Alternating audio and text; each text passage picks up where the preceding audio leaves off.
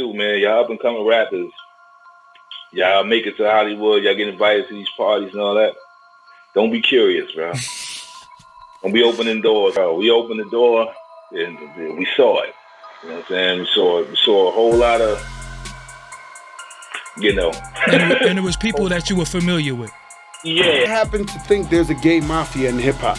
Right. Not rappers. You know, the editorial presidents of magazines, the PDs at radio stations, the people who give you award at award shows. This is the fucking gay mafia, my man. Right. Like, you know what I'm saying? They are in power. But do you believe hip hop got a gay mafia?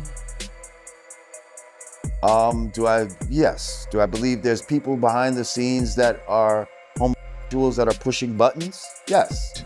So if you don't do the activities, you don't get in the room, right? So like me, I smoke weed. You know, I don't do so I'm never going to be allowed into. You know what I'm saying? So there's some of these houses and parties I've been invited to, you get there and you realize, this ain't for me. Yeah. I wanted to see, could I get invited and get in that hole? And then you get in that hole and realize, man, I don't. You know, you talk about it, something's gonna happen to you. Yeah? So you think there's a gay mafia? I think if you talk about it,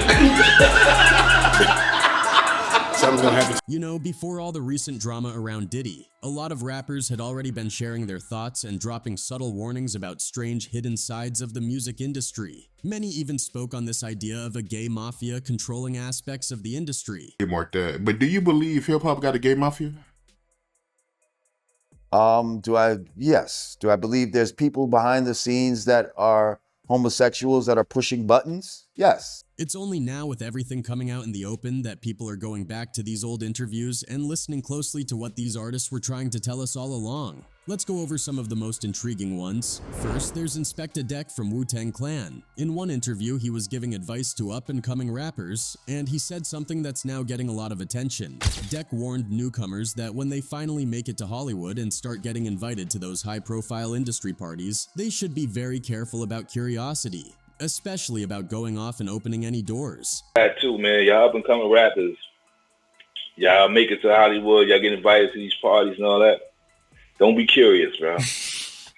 Don't be opening doors. Deck went on to share a story about a time he and fellow Wu-Tang member Ghostface Killah went to one of these mysterious parties. According to him, they mistakenly opened a door, only to be shocked by what they saw inside.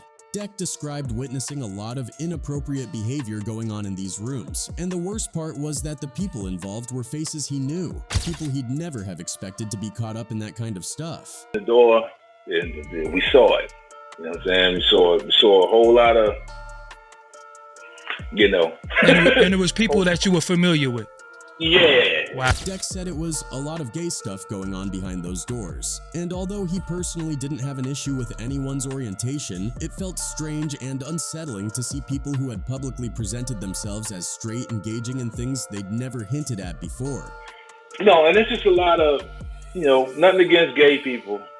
A lot of gay going on. This left a lasting impression on him, and he wanted to warn others about the unusual situations they might find themselves in if they're not careful. Then there's Old Dirty Bastard, ODB, another Wu-Tang Clan member who was known for being very open about the disturbing things he'd witnessed in the industry. Before his untimely death, ODB had been outspoken in interviews about shady activities and dark secrets within the music world. Man, I'm not crazy at all, okay? Everybody always saying that Dirty is crazy. Dirty is not crazy at all. Dirty just foresee a lot that a lot of people don't foresee. Yet it seemed like no one really listened to him. In fact, there are multiple clips of interviews where fellow Wu-Tang members can be seen talking over him or trying to shift the conversation, almost like they were trying to silence him. In one of these interviews, he even made a chilling statement that if anything happened to him, it would be the CIA's doing. You got two, oh yeah, you got two special cuts on the album. You got 27 cuts, special cut on the album. Special. Officially, ODB's death was attributed to an accidental overdose, but these resurfaced videos have left some people questioning that explanation and wondering if there's more to the story. Another rapper who's shed light on these industry parties is Bun B. In an interview, he talked about how, at some point in a rapper's career, they'll eventually be invited to these exclusive gatherings. According to Bun B, when you get to the house where the party is held, it's set up with different rooms, each designated for specific activities. at some point, you're going to get invited into a house. Mm-hmm. And the house is going to be broken down into certain rooms. Mm-hmm. And these rooms are designated. The rule is that if you're not willing to engage in what's going on in that particular room, then you won't be able to enter. Bun B said that when he first got invited to one of these parties, he quickly realized that the activities happening there were not for him. So he decided to back out instead of getting involved in something he was uncomfortable with. So if you don't do the activities, you don't get in the room, right? So like me, I smoke weed. You know, I don't do thing. So I'm never going to be allowed into the you know what I'm saying? So there's some of these houses and parties I've been invited to, and you get there and you realize, this ain't for me. Yeah. I wanted to see, could I get invited and get in that hole? And then you get in that hole and realize, man, I don't. Next up, we have $2 Hort. In an interview on Vlad TV, when asked whether he believed in the idea of a gay mafia running parts of the industry, $2 Hort didn't hold back. He essentially said that if you openly talk about these things, there could be consequences. You know, you talk about it, something's gonna happen to you. Yeah? So you think there's a gay mafia? I think if you talk about it, something's gonna happen. He shared a bit about his own evolution on the subject. Back in the 90s, he admitted he was pretty homophobic, but being in the industry pushed him to change. According to $2 Hort, as a rapper, it's almost impossible to get things done, like even shooting a music video, without interacting with gay people in one way or another. I was homophobic in the 90s, and the world got so gay that it just kind of went around tons of them. It's like, I used to be like, you know, way, but now I don't. You can't shoot a video, you can't do anything. You can't get on an airplane, you can't do anything without having to interact with gay. He eventually found himself surrounded by gay individuals in different aspects of his work, and at some point, he just had to adapt and give up his previous outlook. Then there's Noor, who also spoke out in a Vlad TV interview and confirmed that gay rappers do exist in the industry. According to Noor, if you reach a certain level of wealth or success in the hip-hop world, there's no avoiding it. It's an inevitable part of the industry landscape. Secretive. When you're in the industry, and the minute you make a certain amount of money, you cannot avoid it. You know what I'm saying? He also explained that once you're at a high level, you essentially face 3 doors to continue pushing your career forward. He described these doors as left, right, and straight. The straight door, he said, means going forward independently, where those in power at the top want to see if you can keep your success going based solely on your talent and without extra help or connections. When you get to a level of success, when you get different ways to walk, there's to the left, there's to the right, and then there's straight. Straight is you're on your own. Continue the success, young man. Okay. Let's see if it's all about your skills, young man. On the other hand, Noor described the right door as leading to the gay side, where people are willing to embrace certain connections and networks within the LGBTQ+ community to keep progressing. Then he mentioned the left door, which he associates with the Illuminati, a group rumored to be involved in power circles in the entertainment industry. Noor admitted that he didn't have full clarity on what was behind these doors, but he shared that he was once presented with these options. Ultimately, he chose to go straight, preferring to rely on his own talent. And in saying this, he pretty much confirmed that these doors do exist in some form. To the right, I'm not sure if that's the homo right there. And then there's to the left, I'm not sure if this was, not sure because I went straight. But I was offered these doors. Then there's Ali Vegas, who took things even further by giving a glimpse into how the people in power supposedly push rappers into certain directions through these inappropriate behaviors. According to Ali Vegas, one of the tactics they use is through stylists who are sent to work with artists. He described how a stylist might show up with extremely tight shirts and try to get the artist to wear them. Stylist had them first. Yeah. And if the stylist is like, if the stylist report back and be like, oh, he ready, then they invite you to the party. If the artist agrees, that's seen as a kind of green light, signaling that they're open to going along with whatever comes next. From there, the artist gets invited to these infamous parties where, according to Ali Vegas, everything changes, and the story basically writes itself from there. Yeah, like they try to put this tight on you. That's what they do. And if you wear the shirt, they like, yeah, I'm ready. And then next thing you know, you get invited to the party with The greeting is the man squeezing your dick. Next up is T. Miles, who had some shocking things to say about the hidden dynamics in the music industry. In one interview, he described how powerful figures at the top manipulate rappers in disturbing ways. According to T. Miles, it's possible for an artist to wake up one day in an unfamiliar situation only to find themselves lying next to another man. I'm telling y'all, they around out here. Y'all, they this. You around, wake up tomorrow, shit, ass a footy on, and don't know what the fuck you just done did. The troubling part is the artist often can't recall what happened or how they ended up in that position, leaving them confused and deeply unsettled. T. Miles explained that it's an experience so strange and violating that the artist doesn't even know who to turn to for help, not wanting to risk their reputation or open up about something they don't fully understand. T. Miles went on to describe how, after an incident like this, the same powerful figures behind the scenes approach the artist with a contract. They pressure the artist to sign, presenting it as a kind of deal for continued career success. If the artist refuses, that's when things take an even darker turn. According to T. Miles, these figures will then reveal a video of the deed that the artist unknowingly took part in, a video capturing moments the artist has no memory of, likely because they were drugged. So you don't want to sign with us? Nah, nah. Man, pop in the tape. Show this nigga did last night. I'm serious. I'm like, man, what the f? Yeah, well, what the f? That's what happened. You got what you gonna do? You gonna sign that contract. You don't want nobody in the hood to see that. The shock of seeing this footage and the fear of it being leaked often leaves the artist feeling trapped. T. Miles claimed that many rappers end up signing these contracts out of pure desperation to keep the footage hidden, choosing to comply rather than risk the massive damage it could do to their career and image if it went public. Next up is Coolio.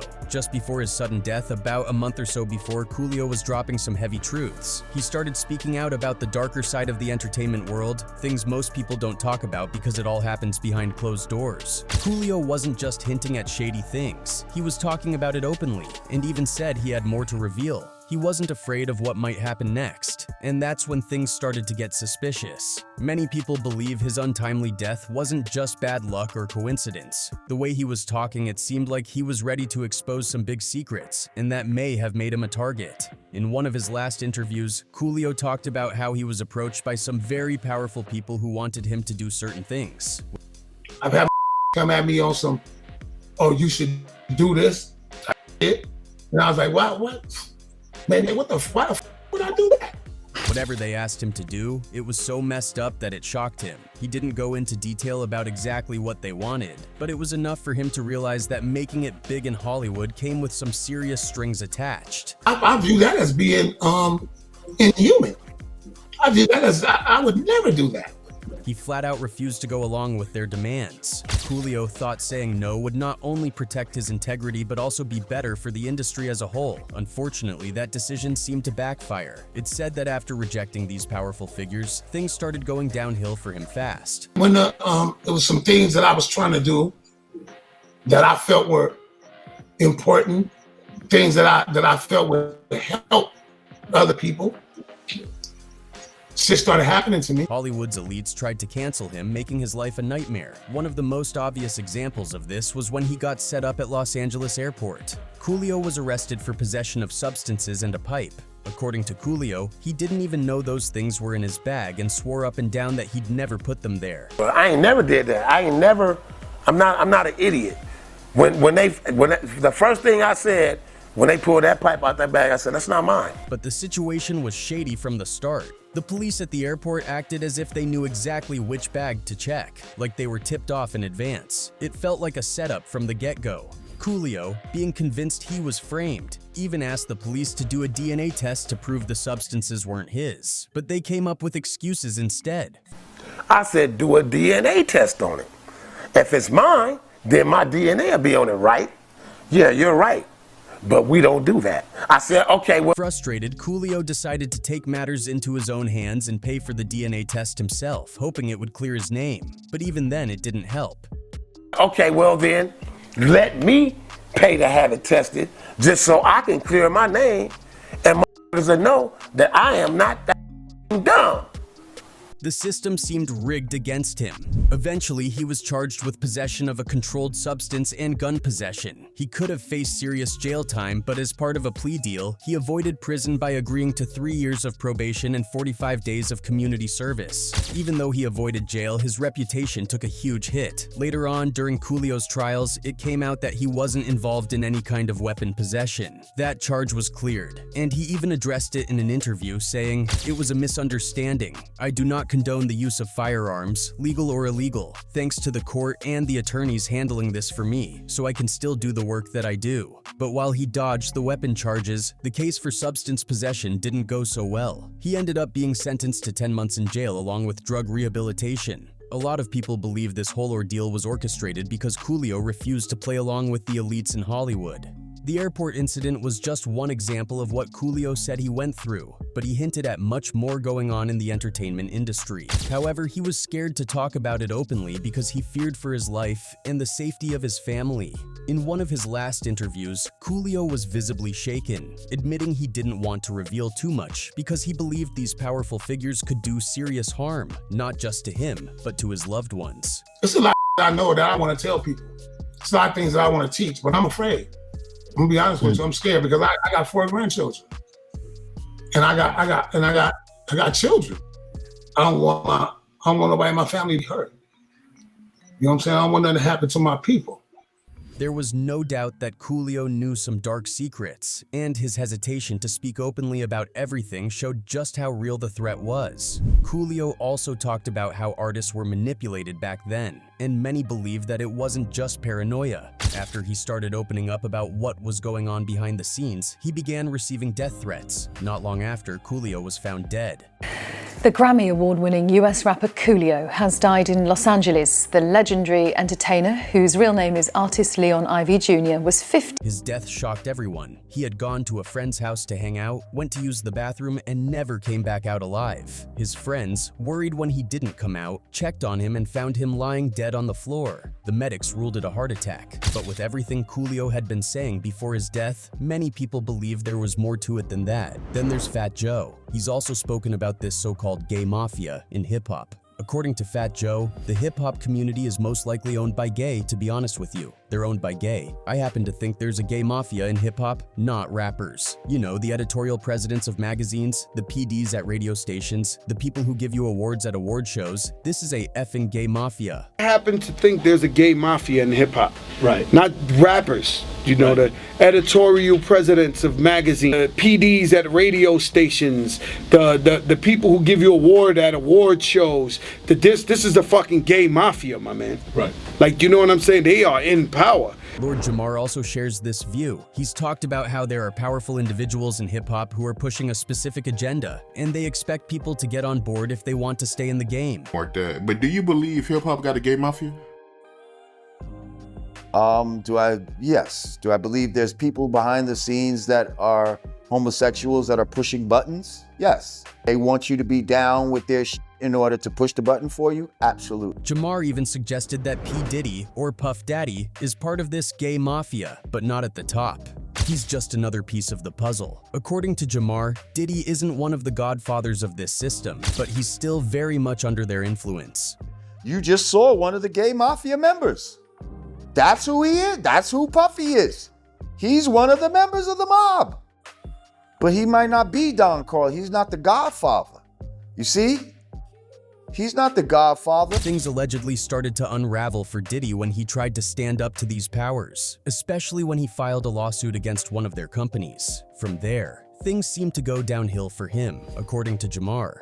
He got a little too big for his britches, and when he ended up suing that liquor company, De Leon, that's when it all started going downhill from him. This all starts to make a lot of sense, especially when you consider the other stories that have come out from people in the industry about Diddy. Take The Game, for example. He didn't come right out and accuse Diddy of anything directly, but he definitely dropped some eyebrow-raising hints. Back in the day, during an interview with Vlad TV, The Game started talking about how some high-profile rappers were living double lives. He said straight up that he believes there are several rappers in the closet, and these guys are overcompensating by hooking up with tons of women to hide their true selves. Considering how many many gay people there are in entertainment. Oh, no, I think that there are several rappers that are in the closet. Game was clear that he doesn't have any issue with being gay. He was like, be proud of it. What he doesn't like is when people pretend they're something they're not, because in his eyes, that's where all the drama and health issues start popping up. Gay people. Game has a problem with people that are pretending not to be gay, but that are, that are gay,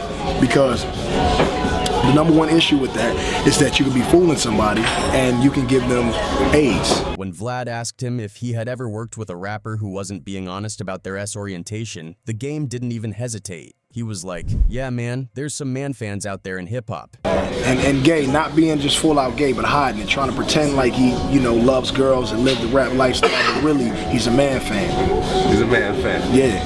There's a lot of man fans out there in hip-hop. He didn't name drop, but it was clear he was hinting at some big names in the industry. His whole point was that if you're gay, just own it. There's no reason to hide it or pretend to be something else. Fast forward to his appearance on Drink Champs last year, and the Game spilled even more tea about how he crossed paths with Diddy. So back in 2001, Game and his brother Big Phase 100 put together a mixtape that somehow landed in Diddy's hands. Naturally, Game was hyped, thinking he was about to sign a deal with Bad Boy and take his career to the next level. But nope, that didn't happen. According to Game, Diddy had some wild expectations in exchange for the deal. Allegedly, Diddy wanted Game and 50 Cent to get down in return for a record contract. Both of them were like, nah, we're good on that, and the deal never happened. But that's not where the story ends. Game went on to talk about how Diddy strung him along for 2 years, pretending they were going to make an album. During that time, Diddy was flying him all over the world, dropping cash left and right, buying him fancy jewelry, watches, and basically giving him the full Diddy treatment. They'd go shopping together, and Diddy was acting like he was ready to launch Game's career. But once Diddy realized that Game wasn't going to take him up on whatever offer he allegedly had in mind, he basically handed Game over to Dr. Dre. That's when Game's career really took off. But it's wild to think about what might have gone down behind the scenes. Then there's 50 Cent's story, which also raises some eyebrows. Back in 2003 at Chris Lighty's wedding, Diddy allegedly made a weird offer to 50. He told 50 that he wanted to take him on a shopping spree. Now keep in mind, 50 Cent was already a well-established name in the industry by then. He was 28 years old and had nearly a decade in the game. So when Diddy made that offer, 50 was like, what did you just say? He even recalled the moment in an interview saying, I looked at him like, what did you just say? Let me move before I do something. You're gonna make me mess up the wedding. Time ago, at Chris Lighty's wedding, he told me to take me shopping. I looked at him like, what'd you just say? Let me move, man, before I do something. You gonna make me mess up. Let us know what you think in the comments below, and we'll catch you in the next video.